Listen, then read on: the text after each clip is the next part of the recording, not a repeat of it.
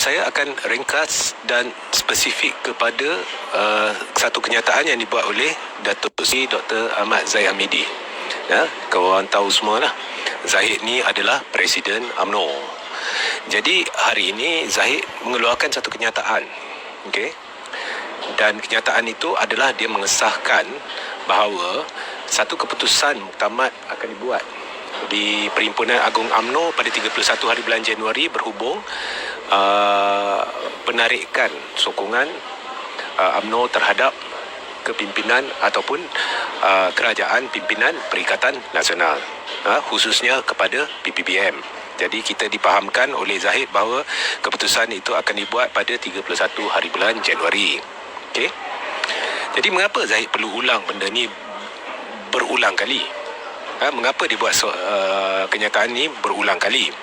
Sedangkan 2-3 hari yang lepas, selepas satu mesyuarat tergempar oleh Majlis Kepimpinan Tertinggi UMNO, keputusan dibuat bahawa penarikan sokongan UMNO terhadap PPBM pada PRU 15, bukan sebelum, pada PRU 15 akan diputuskan pada Perhimpunan Agung UMNO 31 hari bulan Januari ini. Jadi dah buat keputusan rasmi, dah keluar kenyataan rasmi. Jadi mengapa Zahid perlu ulang benda ni sekali lagi? Benda ni saya akan jawab di hujung live ni. Jadi tujuan saya buat live ni adalah kerana perkembangan ini dan juga atas permintaan ramai pihak yang minta saya ulas kembali apa yang saya ceritakan semalam dan 2-3 hari yang sebelumnya, di mana saya menceritakan bagaimana sebenarnya Zahid ditekan oleh puak pemisah. Jadi saya mulakan dengan itu dan saya cuba ceritakan dengan cara ringkas, dengan cara lain, dan kemudian saya akan menjurus kembali kepada persoalan, iaitu mengapa Zahid perlu ulang satu benda yang dia dah sebut. Jadi saya mula. Tidak lama dulu saya membongkarkan kewujudan blok pemisah. Jadi apa tu blok pemisah? Okey, di dalam UMNO ni ada tim A, ada tim B. Tim A ni minoriti, tim B ni majoriti. Bila saya kata tim A ni minoriti, maksudnya sokongan ahli parlimen terhadap tim A ni adalah di sekitar 9 hingga 11 ahli parlimen. Dan yang saya dipahamkan sekarang memang dah menyusut, dah mungkin 9. Okey. Tim B pula adalah majoriti. Dan tim B ni menyokong padu Tengku Razali Hamzah, menyokong padu Hishamuddin Hussein. Okey, so ini tim B. Dan Majlis Kepimpinan Tertinggi UMNO ni dikuasai oleh tim A. Now, tim A ni tidak mewakili aspirasi UMNO. Majoriti pemimpin ni tolak gandingan Zahid dengan Najib. Sebab tim A ni dikuasai oleh Zahid dengan Najib. Tetapi oleh kerana dia dah kepung MKT UMNO, siap dengan tahun lepas Zahid membuat 5 lantikan untuk memperkukuhkan keadaan dia, dan Zahid juga ketua disiplin.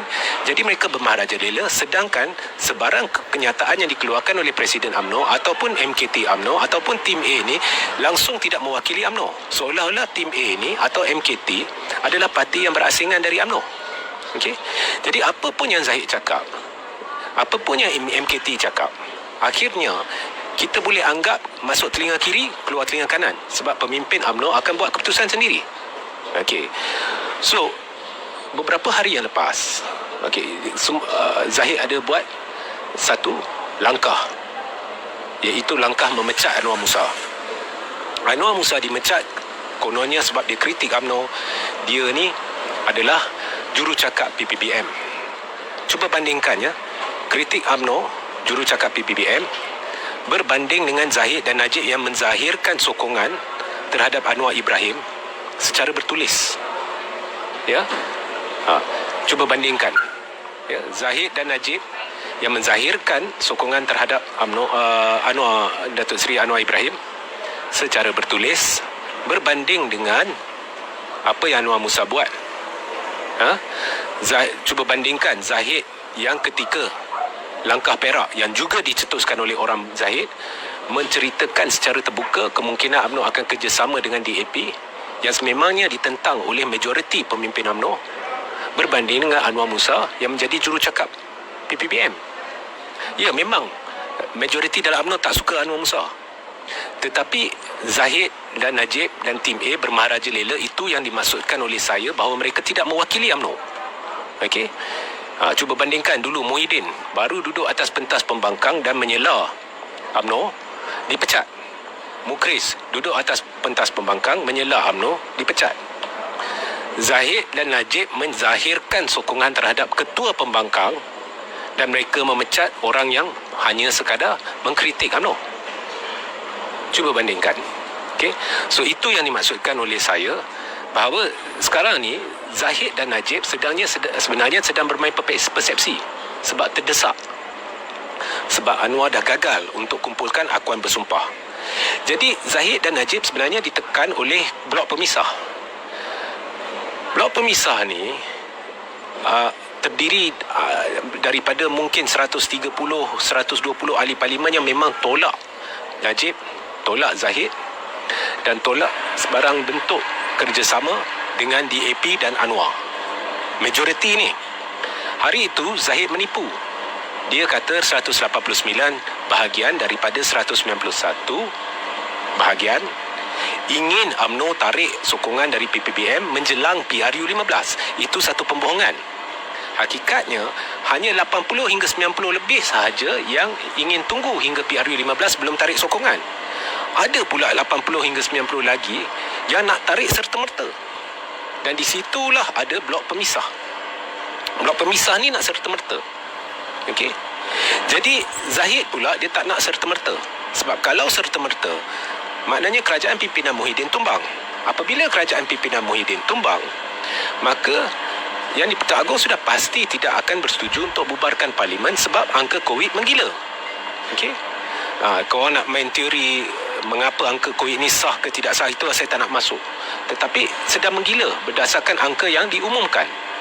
Jadi sudah pasti akan sama ada berlaku darurat politik atau pelantikan Perdana Menteri baru.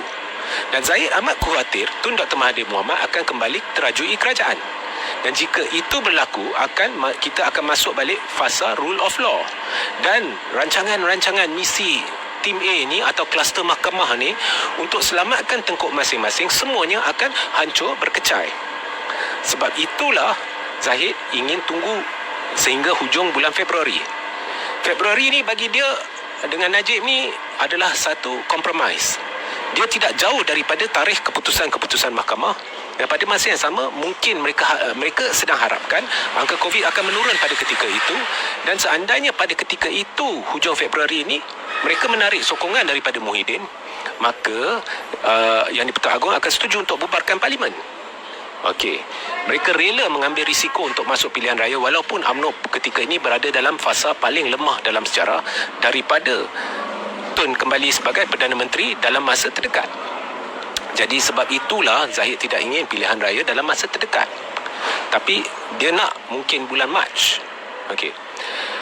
Tetapi memandangkan ditekan oleh blok pemisah, jadi Zahid meyakinkan beberapa ketua bahagian ni untuk memberitahu bahawa mereka ingin bersetuju dengan rancangan tunggu sehingga PAU ataupun Perhimpunan Agung UMNO hujung bulan ni.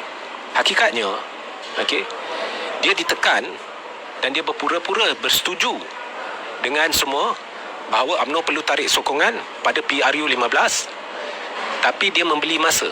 Sebab itu dia meyakinkan semua MKT ni kena tunggu sehingga PAU. Dan kemudian dikeluarkan angka palsu, kononnya 189 hendak tarik sokongan daripada PPBM pada PRU 15. Tapi hakikatnya ramai nak tarik sokongan sekarang. Dan saya dah beritahu, MKT tidak mewakili UMNO, Zahid tidak mewakili aspirasi majoriti pemimpin. Okey. Jadi apa pun Zahid cakap, Zahid, kita boleh masuk telinga kiri, keluar telinga kanan. Zahid berharap kalau dalam PAU ni dia akan cuba meyakinkan semua untuk tunggu sehingga bulan Februari, kemudian tarik sokongan. Tetapi majoriti pemimpin UMNO ni ataupun sekumpulan pemimpin UMNO ni akan mengambil keputusan sendiri. Jadi bila saya berkata demikian, ada orang kata saya tipu. Tetapi hari ini Pengerusi UMNO Kelantan selaku ahli Parlimen Machang sudah tarik sokongan daripada kerajaan pimpinan Muhyiddin Yassin. Jadi hari ini secara rasmi, secara sah, Parlimen Malaysia sudah tergantung. Sebab ada 110 ahli Parlimen yang setakat ni on record bersama Muhyiddin, walaupun sebenarnya angkanya lebih kurang kalau kita ambil kira sokongan Zahid dan Najib terhadap Anwar dan beberapa ahli parlimen terhadap Anwar, tetapi secara rasminya 110 berbanding 120 sebab dua ahli parlimen dah meninggal, ya, Greek dan Batu Sapi dah meninggal. Jadi ini bermakna separuh parlimen sudah tergantung dan kerajaan tidak akan bertahan lama lagi. Saya tak nak buat spekulasi bila, tetapi tidak akan bertahan lama lagi. Dan UMNO dah hancur berkecai. Dan ahli-ahli parlimen UMNO, sekali lagi saya ulang, ramai yang akan buat keputusan sendiri. Jadi hari itu Zahid sebenarnya membuat semua langkah ni, saya dah beritahu, sebab nak berpura-pura berbaik dengan blok pemisah ni supaya mereka tenteram, dan dia lengahkan masa, dia membeli masa supaya mereka tunggu sehingga PAU, dan kemudian dia harap mereka akan tunggu sehingga hujung Februari. Tidak, Zahid tersilap. Dan Zahid hari ini keluarkan kenyataan sebab nak main persepsi, supaya dia harapkan ahli-ahli parlimen ini akan tunggu, sebab dia dah tekan butang panik, Najib dah tekan butang panik selepas ahli parlimen macang tarik sokongan daripada Muhyiddin. Semua ni dilakukan oleh Zahid, ya, berpura-pura untuk berbaik dengan tim B. Dia juga berharap, sebenarnya dia berharap agar Muhyiddin rasa tertekan, dan kemudian Muhyiddin akan pergi berjumpa dengan yang di Pertuan Agong dan meyakinkan Seri Paduka Baginda Tuanku agar sekiranya kerajaan tumbang boleh bubarkan parlimen. Sebab Zahid sebenarnya tertekan sendiri. Yang tertekan sebenarnya Zahid, dan Zahid tersilap langkah dalam keadaan terdesak. Dia tak fikir betul-betul, Najib tak fikir betul-betul, mereka pecat Anwar Musa. Semua ini telah memarahkan Muhyiddin, bukan memberi tekanan terhadap Muhyiddin. Bagi Muhyiddin is very clear. Saya memang menentang kuat Muhyiddin dan mendukung perjuangan Tun Dr. Mahathir Mohamad. Saya inginkan Tun Dr. Mahathir Mohamad kembali. Tetapi apa pun, kalau saya dalam kedudukan Muhyiddin, for me is very clear. Saya tak payah tertekan. Okay? Tak ada apa yang saya boleh buat yang boleh menghalang ahli parlimen untuk tarik sokongan kalau mereka nak. Jadi Zahid dah tersilap langkah sebab terdesak. Dia bercelaru, dia kalut. Tim A dah kalut, terdesak. Jadi mereka cuba menunjukkan Muhyiddin bahawa mereka kuat. Tendang Anwar Musa, buat mesyuarat MKT, buat pengumuman mesyuarat MKT. Tapi akhirnya pengumuman MKT itu apa? Serupa dengan tak buat pengumuman, iaitu akan tunggu sehingga PAU. Padahal buat gempak lebih. Pecat Anwar, kami akan tarik sokongan. Okay? Jadi dia harapkan Muhyiddin rasa tertekan, tapi Zahid silap langkah. Sama dia berlagak seolah-olah seorang ahli parlimen atau politician yang tidak berpengalaman. Cuba fikir secara logik. Why in the world would Muhyiddin be tertekan? Memang kalau dari satu segi itu Muhyiddin mungkin tertekan sebab dia pun dah cemas, dia tak boleh buat apa-apa. Dia akan tumbang tak lama lagi. Tapi apa yang dia boleh buat? Dia tak boleh. There is no way out for Muhyiddin. Jadi dia hanya boleh tunggu dan lihat. Sementara itu Zahid pula, dia cuba menunjukkan kepada Muhyiddin bahawa dia kuat. Akhirnya Muhyiddin tak bergerak, tak berganjak, tak melutut kepada Zahid. Maka MKT terpaksa buat kenyataan, iaitu kami akan tunggu sehingga PAU. Maknanya segala yang Zahid buat tu, yang gempak tu, kononnya sesuatu akan berlaku tu, semuanya makan diri UMNO. UMNO dah berkecai, saudara-saudari. Dan apabila Zahid menzahirkan sokongannya atau kemungkinan UMNO akan bekerjasama dengan DAP itu, dah hancur. PPBM pun dah hancur. PAS, sokongan terhadapnya dah meleset disebabkan PAS masih bergantung, berpuak dengan pihak yang telah menjaja penyatu ummah, menjaja keyakinan ummah, menjaja segala-galanya atas kepentingan peribadi. Jadi ini adalah titik permulaan kepada binasanya satu perkumpulan yang memperlekeh perjuangan pihak-pihak yang memperjuangkan kebenaran. Ini adalah satu kebinasaan satu kumpulan yang selama ini hanya berjuang untuk wang, kuasa dan kedudukan, dan memijak-mijak mereka yang inginkan satu negara yang aman, makmur, damai, bertunjangkan kepimpinan Melayu Islam, tetapi menerima semua bangsa sebagai bangsa Malaysia, bersama-sama membangunkan negara ini, ya, dengan hormat, menghormati dan sebagainya. Ini tidak. Perkumpulan ni hanya berjuang untuk wang, kuasa, kedudukan dan untuk menyelamatkan tengkuk masing-masing. Dah sampai titik penghujung. Ya. Jadi itulah penjelasan saya hari ini.